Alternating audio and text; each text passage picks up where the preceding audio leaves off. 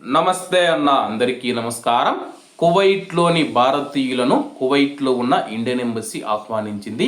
దేనికోసం ఆహ్వానించింది, అలాగే ఏం జరగబోతుందని చెప్పేసి పూర్తిగా ఈ వీడియోలో మీకు తెలియజేస్తాను.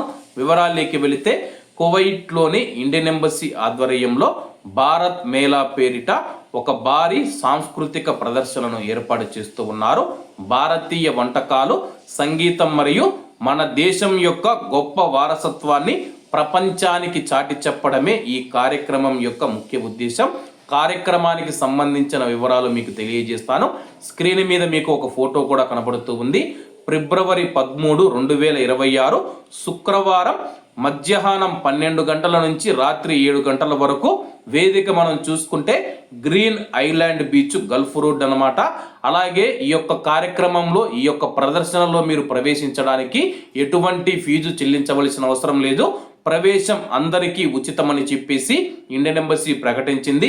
ఈ మేళాలో భాగంగా వైవిధ్యభరితమైన భారతీయ ఆహార పదార్థాల స్టాళ్ళు, సాంప్రదాయ నృత్య ప్రదర్శనలు మరియు సంగీత కచేరీలు ప్రత్యేక ఆకర్షణగా నిలవనున్నాయి.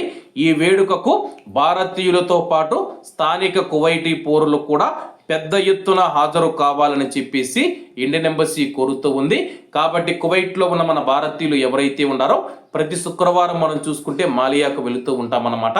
అలా మాలియాకు వెళ్లకుండా ఈసారి మాత్రం మన యొక్క భారతదేశానికి సంబంధించిన సంస్కృతి సాంప్రదాయాలను ప్రపంచానికి చాటి చెప్పాలని చెప్పేసి ఇండియన్ ఎంబసీ ఒక కార్యక్రమాన్ని చేపట్టింది. అదే భారత్ మేళా అని చెప్పేసి. ఆ యొక్క భారత్ మేళాలో 2 తెలుగు రాష్ట్రాలకు సంబంధించిన మన తెలుగువారు ఎవరైతే ఉన్నారో పెద్ద ఎత్తున పాల్గొనాలని చెప్పేసి ప్రతి ఒక్కరిని అయితే నేను కోరుతూ ఉన్నాను. తేదీ మళ్ళా మీకు ఒకసారి చెప్తాను చూడండి.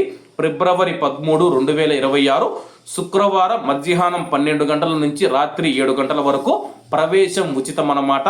అలాగే వేదిక మీకు అడ్రస్, లొకేషన్ చెప్పేసి గ్రీన్ ఐలాండ్ బీచ్, గల్ఫ్ రోడ్లో అన్నమాట. ట్యాక్సీ వాళ్ళకు చెప్పినా కానీ ట్యాక్సీ వాళ్ళు మిమ్మల్ని అయితే అక్కడి వరకు తీసుకువెళ్తారన్నమాట.